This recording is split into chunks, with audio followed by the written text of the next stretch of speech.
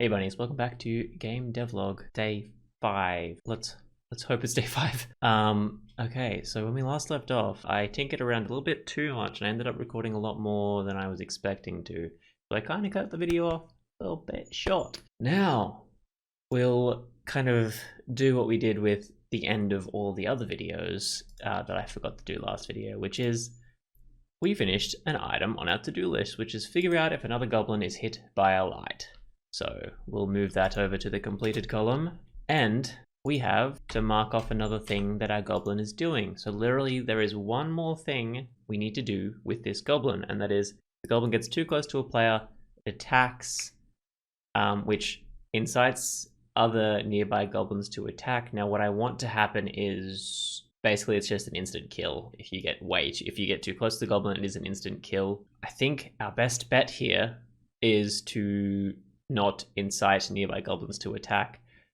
It's just, the finished product will be playing a death animation, which would just be the goblins going to town on you, ripping all your guts out, that kind of thing. Not as gory, maybe. I'm not sure exactly what the rating of the game would be. And so the goal for that would be to change the player class.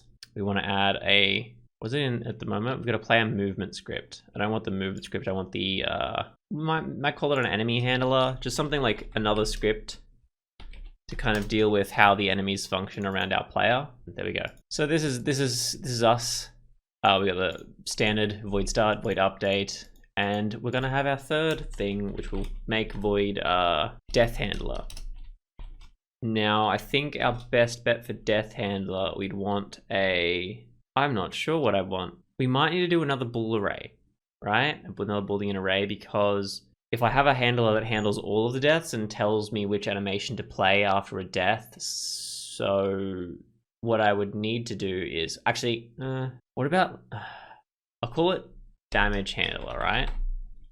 It'll be an int array, maybe.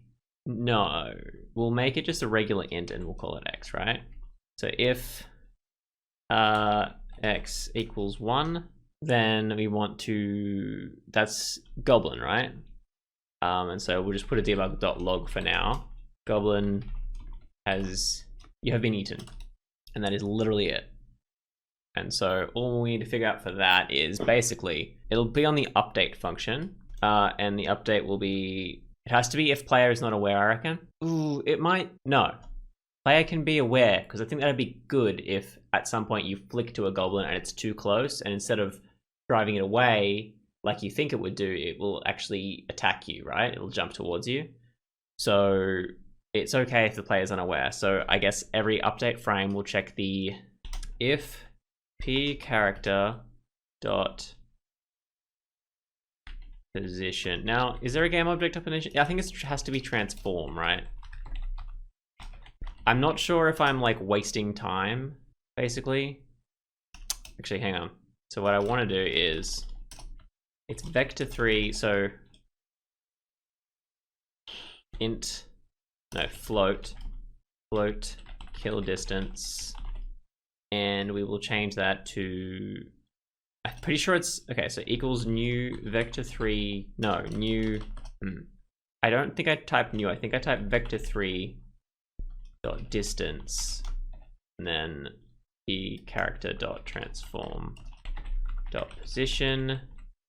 I think like this dot transform dot position, p character dot transform dot position. Is that how distance works? Everything's good. Can I debug dot log kill distance? Okay, it's transferring the kill distance. Interesting. If kill distance is less than 5, p character dot send message, what's it called? Damage handler, and 1.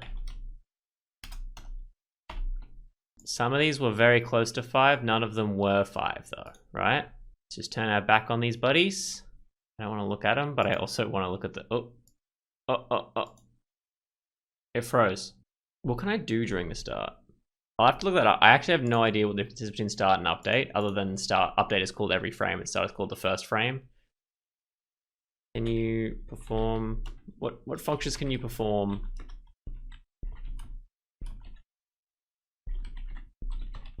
during void start? Looks like start is the same as update. The only difference is it's called the first frame. Everything else is called after that. So what I can do is, I think that's why it was freezing earlier, because that while loop's in the wrong place. Okay, let's just remove all this because something went wrong. I figured out why it froze earlier. There we go. So something's gotten close to us and we've been eaten. It's less than 5, send message to damage handler, and it's called damage handler. Did I put it on the wrong thing? Light behavior, nothing. Head as camera movement. Play as movement end node. Oh, I didn't end up adding it to the thing. Did I call it enemy handler? Now, fun fact, if you add something while you're looking at the enemy stuff, it removes it if you pause and you unpause, like unplay. Okay, I just got eaten by a ton of goblins. Cool. That's what I wanted to see it happen. It's sending a message telling me I have been eaten. It won't debug.log if I have been eaten already, so I'll debug that. Eaten equals true. Public boolean eaten equals false. So I know there are things you're not supposed to put in update. This is specifically one of those things that I shouldn't put in update because I don't want to update it every frame. I want to update it when I'm doing something with it. So at the moment, if player is not unaware, that's when we want this, right? Do we want it during slow walk as well? Probably. No, we apparently do not need it during slow walk. This is the only reason we need to player. Is that shouldn't change anything because that's the only time it's being called. Moving towards me, the only difference is that it's not being called every frame, it's being called when it's needed. I should probably look into making my code a lot more legible, a lot more optimized for the game. This is my first game, so I'm not sure exactly how to optimize a lot of things, but there's a lot of things that I can think of that like, so void update is like our worst offender, right? There's loops and there's void update. So void update, we've got just all of this, and obviously we would want to make it so, for instance, this float kill distance, this is somewhere that it's going to constantly do it every single frame. That could be an issue because it's going to fill up a lot of space on the memory, right? I actually want to, I'm pretty sure you can test the stats, right? Graphics batches, if I click play, right? You can see like how much your CPU is using and your like FPS being eaten and stuff. And like it gives you like a brief kind of overlay on how this stuff kind of works. If I start seeing noticeable speed issues, that's when I would go, okay, we need to optimize. I should be looking for these things in update that are updating a lot, and loops that maybe should like run faster if I have things out of the loops, not looping every time. For instance, income parameters. So this bool with the income parameters, right? The true false income parameters. That could be done during the start. So this should go here. Nothing's changed. Literally nothing just changed then. The only difference is that it's not going to loop through adding that each time it's shooting it to a different goblin. And I can get rid of this debug. So that's something I have to consider, and you should have to consider if you're planning on programming. If you're not watching this and you're not, like, you know, disregard my message, it doesn't matter. This has been a bit of a ramble because we've actually done everything on our list of goblin materials. Technically, right? What we wanted from our goblin is completed. Basically, there was 6 functionalities that we needed to add for, there's more than that, but like 6 basic functionalities. The like ins and outs of it was a little bit more, like probably double the amount of here. But we needed 6 to do 4. It's actually an interesting thing to note, I would say. What you want something to do is not necessarily one thing. So like walking away from flashlight is 2 things. First, it has to figure out that there is a flashlight on it, and then it has to move because of a flashlight. Moving close to a player when not in a player's field of view, that's another 2 things. Is the player looking at you? then can I move? And like, you know, how do I move? That kind of thing. Thankfully, flashlight is how we figure out if a player's looking at it. So that's 2 for the price for 3, basically.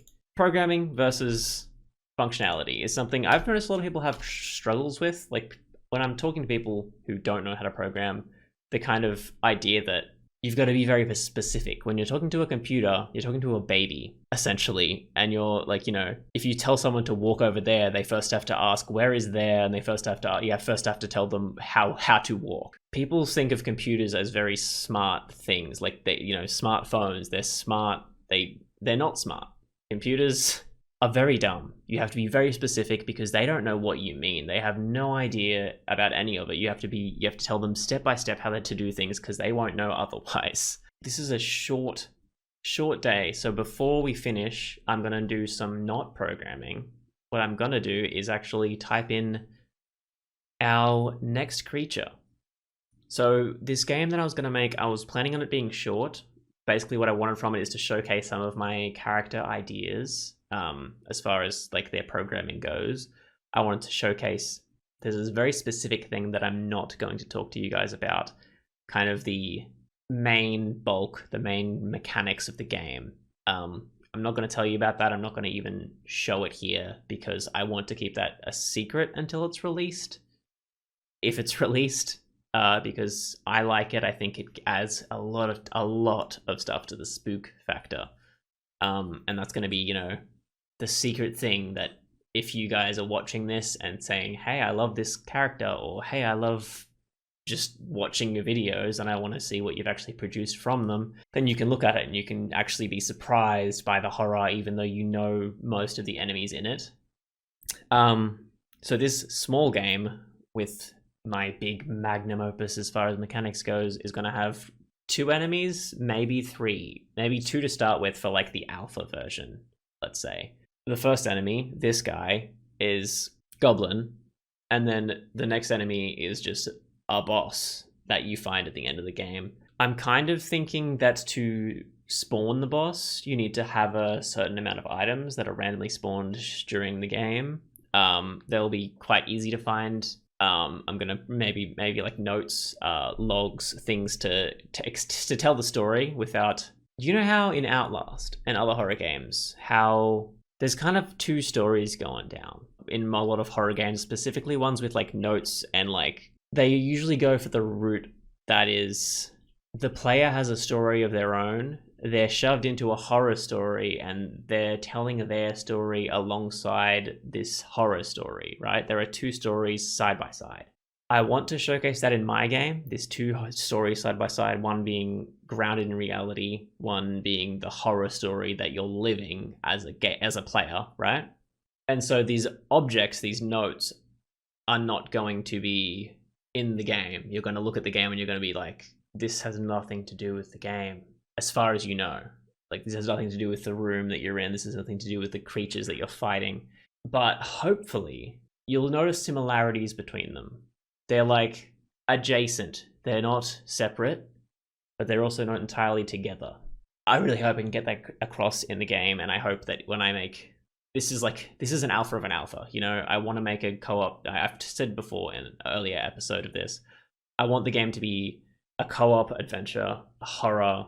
I want multiple stories told side by side, so the co-op characters will be actually different characters, and they will each have their own stories that you can find throughout the game in the style of notes and style of voice lines. Hopefully, I am not going to put voice lines in the original in this game, but if I get enough people liking it, if I can maybe like, I'm hoping I can actually get voice actors for potentially other YouTubers. You know, if you want to try voice acting, I would love to bounce some ideas off you. So voice lines, notes, those kinds of things are what I want to do to like kind of tell the story that is adjacent to the story you're playing, and to also get some context for things in the story you're playing. So yeah, what I would have is like little notes in this game, and you collect the notes to learn more about your character's story outside of the scenario that they're in, and then this will set you off to this boss. I'm maybe not gonna name it just yet. I'm not even quite sure what I would name it if I did name it. Hang on a second. Here we have my big book of ideas, I have a fair few ideas in here that I haven't used.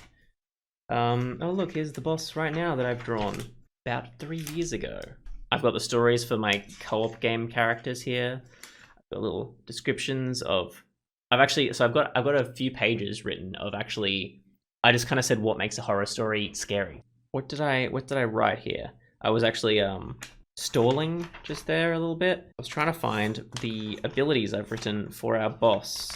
Here we go, boss mechanics. I won't name them like I've named them here because it could be maybe a spoiler or something. I'm not sure really, but it depends really how I handle the situation. So what we need is okay, so we'll have these combat mechanics, right? I think that you'll see her before you fight it, right? So scream ability. We've got what did I call that? Just invulnerability. That's always fun when you try to shoot it and it doesn't work. Ghosting, we'll call it. I believe that is it. That's all I've got written down for this. I think I've definitely written more about this. I definitely changed up the abilities a little bit, and I can't remember. I think there was 4 moves, and I've only got 3 down here. Time to bring up my second book. This is a book I actually draw in. Here is where you cannot see that at all. There you go, here's where I prototyped my bunny character. There's something that I would like to show you because it's going to be the thumbnail for this video, hopefully, but with more detail added to it.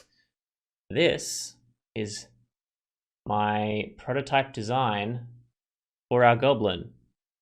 Creepy ass looking prone motherfucker doing that shit and just like hobbling towards you is my goal. I did want another hidden or unknown ability. So the scream, this has been an episode and a half, right? Everything's going off.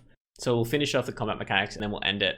So the scream mechanics, what I want that to do is to knock back the player. It won't do any damage to the player. It'll just push it back.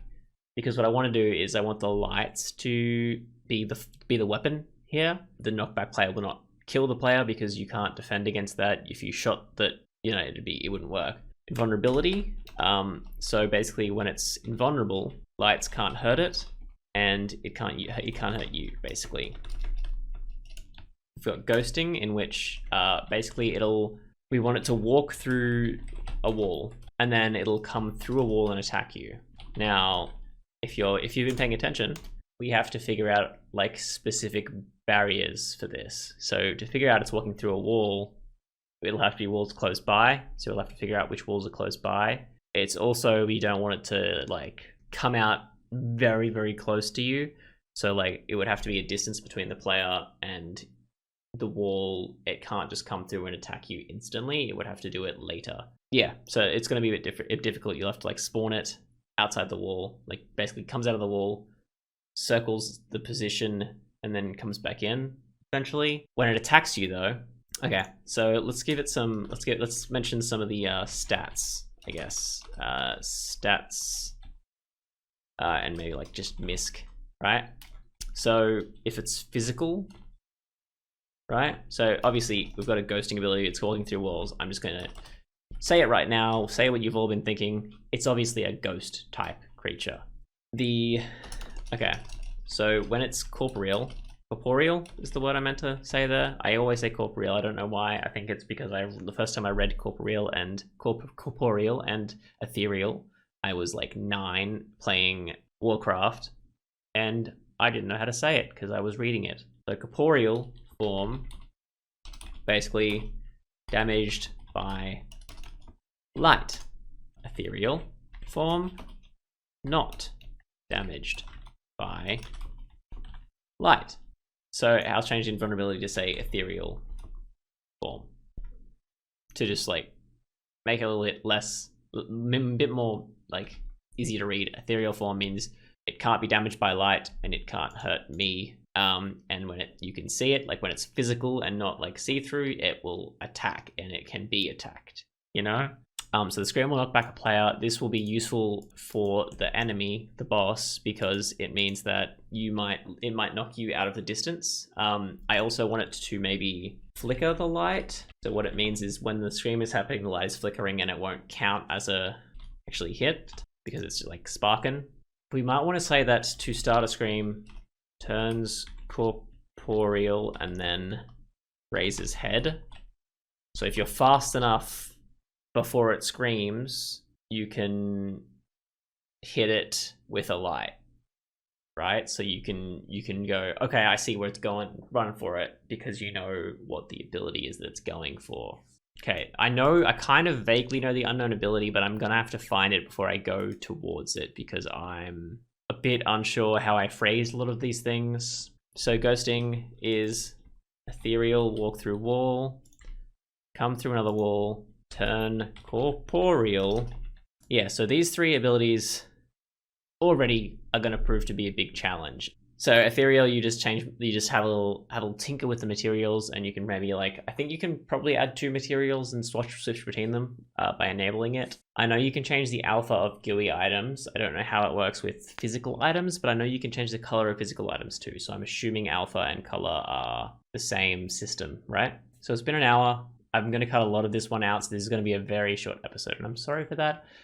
I do try and make these episodes around about 30 minutes because I think that it's a good kind of podcasty style time. 30 minutes is a good, if you're sitting doing study, you can listen to me drone on in the background, or you can you're playing a video game, again, listening to me drone on.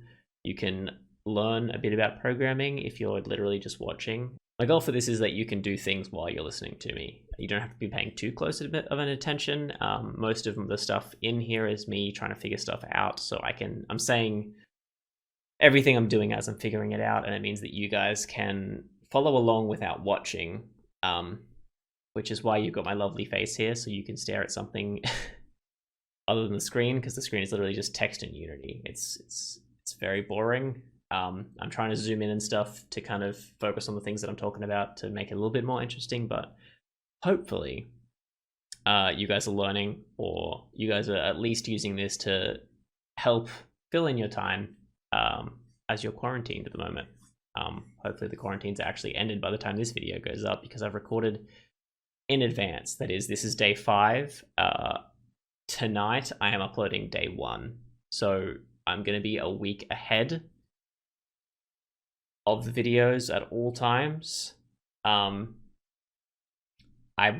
say it, yeah, I could maybe skip a day and you guys will be none the wiser, but hopefully I don't. That's the whole point of these videos. So hopefully I will see you in the next one. Please tell your friends about this if you want, if you're interested in programming, or if you just think, hey, this would be a fun thing to show my friends to, have someone to laugh at.